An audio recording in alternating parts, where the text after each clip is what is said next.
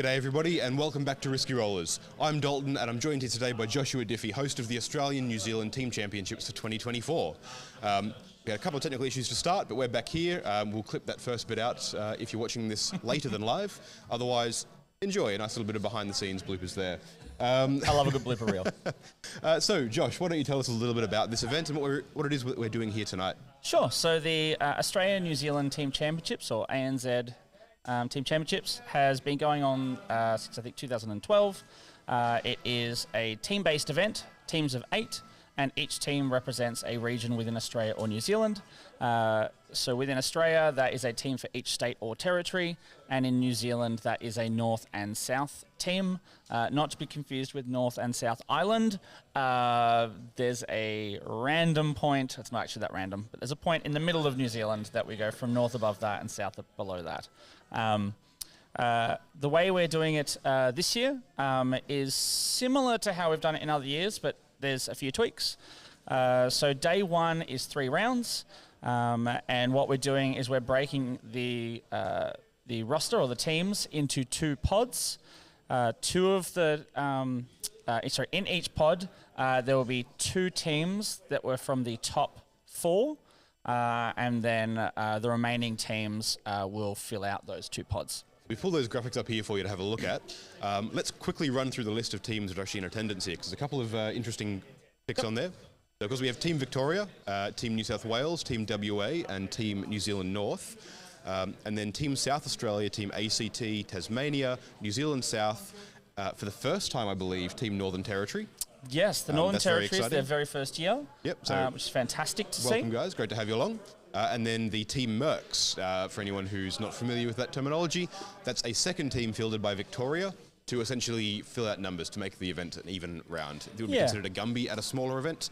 An event this big, it's a chance for whichever state is hosting to get a bunch more of the community involved and sort of put a second team into the mix. Yeah, so last year the event was held in Queensland, and it was because Northern Territories, it's their first year this year. Clearly that means they weren't there last year, and so that meant we had an odd number of teams, and because we had an odd number of teams, Queensland had a second team, as I said, often referred to as the Merc team. Yep, I think we played in one of the rounds last year.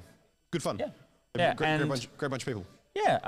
So the Merc team, I think the year it was in Western Australia, actually made the podium. Very nice. So the Merc team usually, has sometimes has actually a little bit more to fight for than some of the other teams, because they're trying to prove that they could have been on the top team of their state. So it's really exciting to see that the availability or the ability to have that second team. So these are the teams here in Group A and Group B, as you can see up here next to me. Do you want to explain what that means? Like, what is Group A, what's Group B, how are they determined? So basically, what we've done for Group A, so Group A is made up of the top 4 teams using a weighted score from the last 2 ATCs. So it's a bit tricky to rank states for seeding events, because this year's Victorian team isn't made up of the exact same players that were in last year's Victorian team, and other states obviously as well. And so what we've done is we've used just the last 2 ATCs, providing the 2023 placing as their as worth double what the 2022 was. And so basically what that allows for is, in ranked wise, we have of the teams in attendance, Team Victoria is ranked number 1, Team New South Wales is ranked number 2, Team WA is ranked number 3, and Team New Zealand North is ranked number 4. The Northern Territory and the Merc teams are effectively equally ranked at the bottom, because the Merc team is different every year, obviously, and Northern Territory haven't received or haven't played in an event so far. New Zealand South is also ranked a little lower, but similar kind of comparison there. They've actually only played 1 year, so they played in 2023, so their score's a little lower there as well. It was great to see them there last year too, because they weren't, I think neither New Zealand team was it the year before? So New Zealand North and South, it was the Yes, it was the first time. Because of Nurgle's touch over everyone. Yes, yes. So New Zealand North came 4th last year, and New Zealand South came 10th. But New Zealand, potentially if it was, if we had used further back historically, we could have come up with some crazy math of defining how to split New Zealand, because historically New Zealand was just one team. And so last year was the first year they had 2 teams. Yep. Cool. So basically what we're going to be doing is I have in my hands, I have a D6 and a D4. I've gone and picked from our cabinet in the store some dice where it's got the numbers rather than pips, so hopefully that'll be a little clearer to see, as well as the D4 being a D4 that is a spinner top rather than a traditional one, mainly because you can't see it from a top-down camera with a traditional D4. I went and got a straight-up D4, which normally looks like a bit like a pyramid, and you can't read it from a top-down camera. We're actually not even 100% certain how well it's going to show up from the top-down camera, but we'll read it out. Nice blue mat and nice blue dice, so what could go wrong? Yeah. The dice, I'll just do a quick little shout-out to these are handmade dice from a local down in Victoria, Molleray Dice. So we stock them in a store, and I just thought they're pretty funky, and I'd give them a shout-out, because why not? So what are we doing is the D4 will represent 1, 2, 3, 4 as you see them on the screen, and we'll be allocating them between pod 1 and pod 2. So just before we get into all the exciting bit of seeing how this goes on, if you are watching and you have any questions for either us or for Diffie with regards to the event or anything going on there, please drop them down in the chat. We'll answer all of those once we've done the pod draw, and all the information is up there. So if you're just here for the information, you can just grab that and leave. Yep. But and that will, of course, I imagine, be posted everywhere afterwards as well. Yeah, for sure. Yep. So so basically I'll be rolling the D4, obviously re-rolling duplicates as I go. And then once I've allocated the two teams into pod 1, then clearly the other 2 will be in pod 2. I won't need to roll for those. Yep. And then I'll switch over to the D6. Same deal, as you see on the screen, 1 to 6. And once I've got 2 teams allocated into pod 1, the remaining 4 teams will go into pod 2. All right. So that there is, due to being 10 teams, we have 1 pod of 4 and 1 pod of 6. And once we've done all this, I'll explain how that'll actually be played out on the actual event. All right. So first selection, pod 1, is going to be rolling a dice, selecting from 1 to 4 from Team Victoria, New South Wales, Team WA, and Team New Zealand North. Awesome. Let's see how this goes. Number 3. Number 3. So Team WA is our first pod 1 entrant. Right. And our second pod 1 entrant is number 1. Team Victoria. Team Victoria. So all right, so Team WA and Team Victoria in pod 1. I think that automatically places the other 2 into pod 2. So New South Wales and New Zealand North will be in pod 2. Very Just nice. making note of that as I go. Yep. And then moving on to the D6. So this is once again, going into pod 1. First roll is a 5. So Team Northern Territory will be in pod 1. And our second roll, number 2, is ACT, is in pod 1. And so that will leave South Australia, Tasmania, NZ South, and Mercs. Just double checking that. I think that was correct. Yep. As pod 2. All right. So we have our pod draw. I believe I'm just going to quickly look at the screen and make sure they're adding up to what I've got written down. And yes, they are. So for those that were wondering who their team was going to be playing against in the first pods, you now know. So day 1, pod 1 will be playing each other, and pod 2 will be playing each other. Yes. And then day 2 will follow on from after that. I think you're about to go into detail about sure. how it's going to work. Yeah. So what we'll do now is we will roll the pairings. So as Dalton said, pod 1 on day 1 will play all 3 teams in their pod. So WA will play Victoria, Northern Territory, ACT, not particularly in that order. I'll roll that in a second. And then Vic will be playing out the same deal, and so on. And Pod 2, each team will play 3 out of their opposing, potential 5 teams. And we will roll that in just a moment. The round 1 pairing, same deal. We use the D4. This time. So we're right to do pairings this far out? Yeah. Yep. Cool. Yep. Exciting. So the way we're rolling this, just so as it's clear and precise, is I'm now using what you should be seeing on the right-hand side. Yep. WA, Victoria, Northern Territory, and ACT are 1, 2, 3, and 4. And what I'll simply be doing is I'll be rolling the D4, and then I'll be doing it twice. And that's a pair. The other 2 will obviously then play, and then I'll do the next one. First pair will be number 2. Team Victoria. Which is Vic. And versus? So they're playing... What did I roll there? Team WA with a 1. Team WA. Okay. All right. It's a spicy round 1. Round 1. The Spice Center. All right. Which then means... would leave Northern Territory plays ACT in round 1. Right. Round 2... I think it makes sense to just still randomize it. So let's do that. With a D6 rather than a D4, I imagine? No, so I'll continue the pod 1 pairing, I'm not overly confusing it, or at least overly confusing myself. We'll roll that out. So number 3, which is WA again, and they are playing Number 3 is Northern Territory. Number 3 is Northern Territory. I was looking at the left-hand side. And they're playing number 2. So Team Victoria. Which is Vic. Yeah. And then, so that will leave WA versus ACT.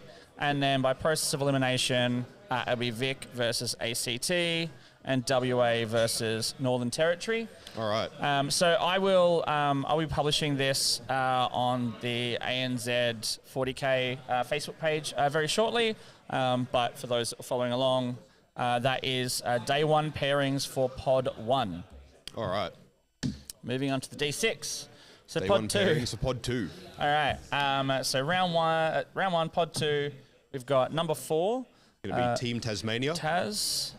And they'll be playing against number 5. Team New Zealand South. NZ South. And then number 4. Again, We've already done that one. 5. Number 5. Done that one We've as already well. done that one. Number 1. Team New South Wales. NSW and versus they'll be playing number 2. Team New Zealand North, which also leaves South Australia and the Mercs. All right.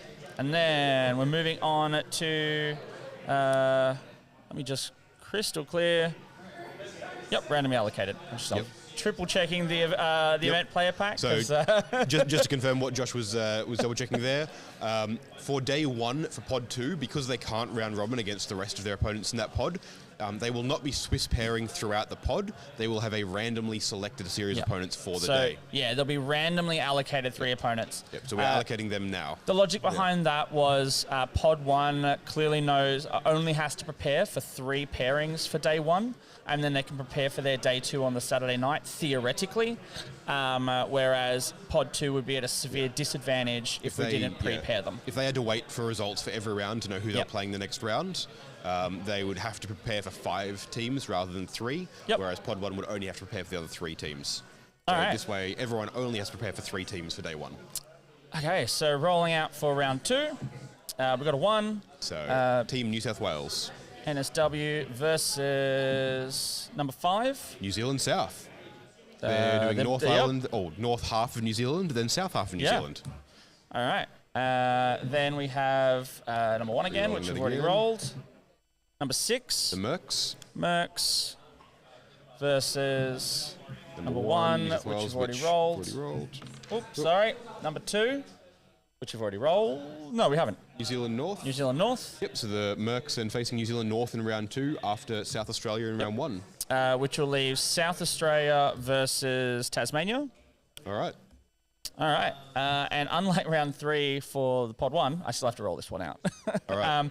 There's going to be probably a few more re-rolls this time round because Each people team already has played played each 2 other. of the others. Yeah. All right. So first roll. First roll's easy.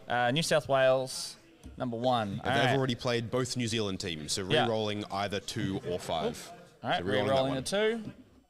Re-roll the 1. 6. Team Mercs. Mercs. All right. All right. Then number 3. Team SA. SA. Now, they've already played Tasmania And the Mercs. All right. So Number 5 is Team New Zealand South. New Zealand That's South, nice. they have not That played works them. Yep. All right. So let's just double check that that doesn't leave a crazy thing, It should leave New Zealand North playing Tasmania. which they have not played yet. have not played. Fantastic. I'm glad that just worked out because theoretically, I think there's some weird shenanigans where we could have had to re-roll I some think stuff. there's precisely one version of that Yeah. that results in, Yep. in that, yeah. All right. So that means that round 1 on day 1, we're going to have Victoria versus Western Australia. Yep. Northern Territory versus the ACT. Tasmania versus New Zealand South. New South Wales versus New Zealand North. And South Australia versus the mercenary team. Yeah. For those playing at home, I'll explain. We don't have to roll anything for day 2. At this stage, I just thought while we're here, we've kind of explained how day 1's going to work. Doesn't hurt to answer how day 2 is going to work as well. This is all in the event player pack or event pack for this year's event. But basically what's going to happen is the top team from each pod is going to make it into the top pod for day 2 and the next 2 top teams from either pod. So theoretically, if there was lots of draws in one pod, there could be some shenanigans where we end up with the top team and then 3 from the other. But my gut feel says we'll probably end up with 2 from each pod, but we'll see what the math kind of checks out as we go through. And then the second pod will be the remaining 6. Makes sense. The top pod of 4 teams will then, over day 2, 3 rounds, do a round robin for the first time, I think, since the ATC has been more than the number of teams required for the rounds. Yep. And what I mean by that is, in previous years, day 2 has been 2 rounds, top 4, elimination style. And so it's usually been seeded, so 1v4, 2v3. The winners then playing for first and second, and the losers then playing for third and fourth. This time round, if you make the top 4, there's no dodging another team. You have to play everyone else in the top 4, which has never happened before. And there have been years where some people have decided to point the whole finger, oh, you only made this because you dodged that. Whereas there's no dodging. Yep. Just straight up, you've Play just got to everyone beat else. everyone. Yep. What that does mean, I don't think this has ever happened in a previous ATC, but it almost certainly is going to happen in this ATC. So if you have 4 teams, potentially two from each pod, at least 2 of those teams from pod 1 have already played each other. And so they will be playing each other again. Yep. Now, the interesting thing about this is, unlike a singles event where if you play someone again, you're literally playing the same army versus the same army. Yes, there's mission and terrain layouts that could differ, but you're playing the same game. Yeah. With an ATC or a teams event, if 2 teams were to play each other literally immediately after it, one after the other, so maybe they played them in round 3 and they have to play them on round 4 the next day, the pairing process could be different or almost certainly would be different. Someone might change their put-ups, who they're going to use for champion style, like swords, shields, etc. And then as a result, the actual pairings are different. And therefore the round's different. Yeah. Just shout out to Lawrence hastily throwing together a graphic for all of the pairings for the first day. So we get to see all of those up there on screen. Please make sure to take a note of who your team's playing so you can all prepare for it. Yep. You can definitely screenshot that if that's what tickles your fancy. Yeah. I'm definitely excited to see how teams will handle playing the same team again twice. Watching it, seeing how that changes between rounds will be fascinating. It's something we'll definitely talk about on our coverage of the weekend. Yeah, I think it's going to be it's going to be tricky because there'll be some teams that will have something that they consider to be their secret sauce. You know, they'll have a list that's designed to counter a certain thing, and maybe a team didn't see that coming, and so as a result, they either won or lost a game. They now see that coming, and so in the next pairing process, that secret sauce or that counter or whatever it might be might not be able to be used the same way, or even if it is, the person who played that game, maybe they literally have to play against that same secret sauce again, but this time they're not caught out. Yeah. So they've been able to prepare. And it leads to some interesting changes into the way you'd set up your team preparing for going into a tournament like this, knowing that if all goes well and you're in the top pod day 2, there's a good chance you'll end up playing someone again, so you can't use the same tricks, you can't try and pull the same thing you did the first time round to get through that round. Yeah, and also, I mean, if you think of it, I guess with more extreme scenarios, so you've got a list that, as I said, maybe didn't realize that there was a counter to it, and so they played quite aggressive into it and ended up losing. And then in day 2, they play against that same list, then potentially they've learnt from that. Maybe they play more defensively, and they get a draw, or they turn that draw into a win. Yeah, depending on how you think it can change, you can throw an entire... I think it's going to be really, really interesting. Yeah. And for those, I don't want to leave Pod 2 out of it, so the remaining 6 teams who will be in Pod 2 for day 2, for simplicity, they will just be doing Swiss pairings. So with that out of the way, let's field any questions that are down in the chat. If you have any questions, anything you want to ask us about coverage, or Josh while he's here, obviously you'll be around all weekend, but you'll be fairly busy, I imagine. Pretty busy. So please do those down in the chat now. While you're doing that, because I think Lawrence will be double checking if there's anything in there that we need to answer.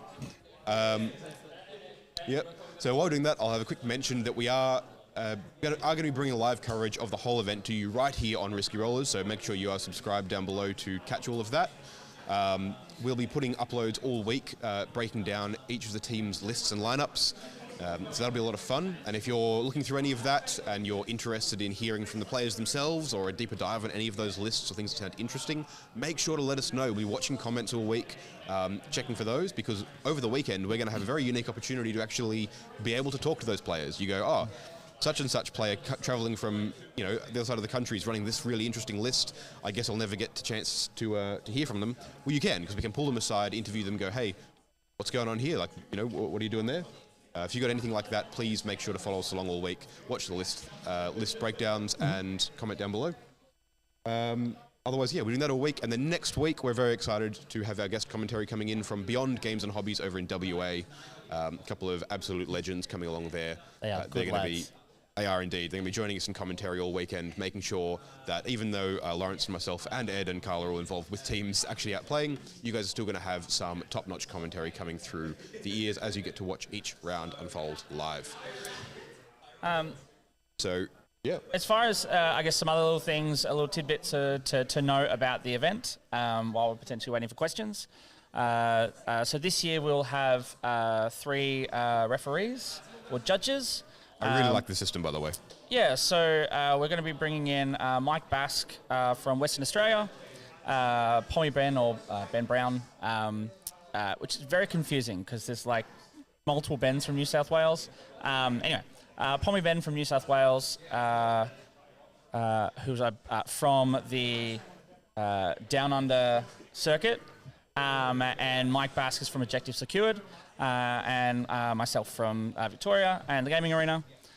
So the idea behind that is having a judge from at least 3 states, allowing for a broader cross-section of both ideas, but also the way that the judge calls can be handled. It also means that no matter which 2 teams are involved in any sort of issue that requires a judge call, you can actually get both a judge and a second judge in who aren't from either of those states to come and check that. Yeah, exactly. So that's that plan. We've got a lot of really cool things that we're doing as part of the ANZ Team Championships. So the Saturday night, we're doing a dinner and drinks as well as the Australia New Zealand, or the ATC Olympics, which is a straight rip-off of the WTC or ETC Olympics.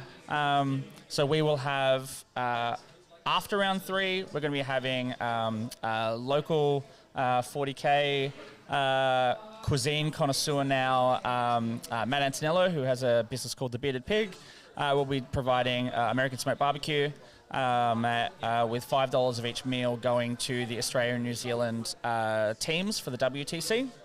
So there's a bit of a fundraiser element there, as well as a portion of the bar sales for the Saturday night is also going towards Team New Zealand and Team Australia to help them get to Belgium.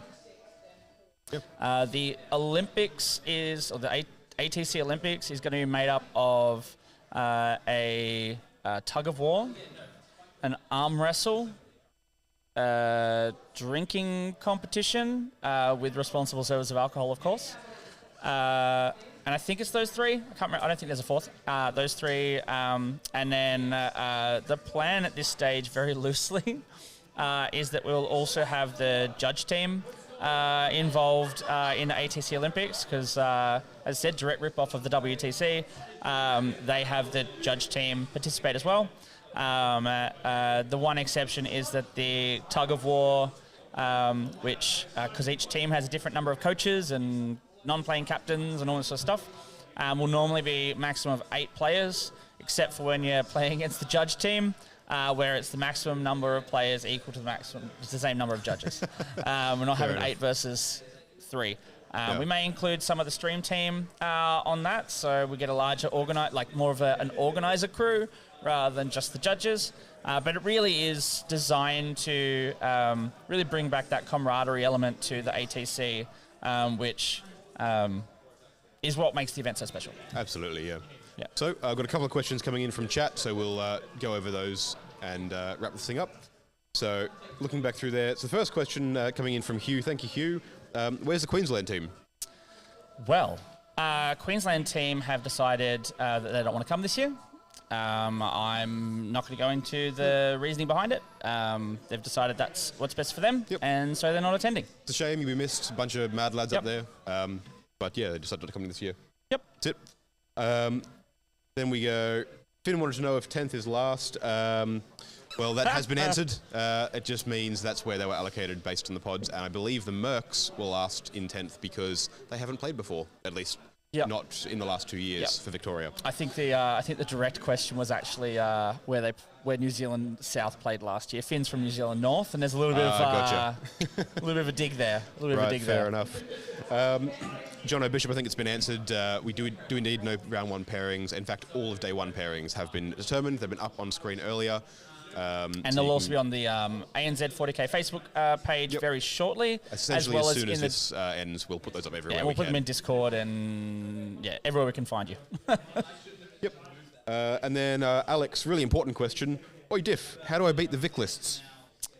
Well, I don't know. I haven't looked at them. Honestly, I haven't looked at them. I have put together some documents for each team for the list, so as we can go through the list checking process. So that's something we really haven't really talked about.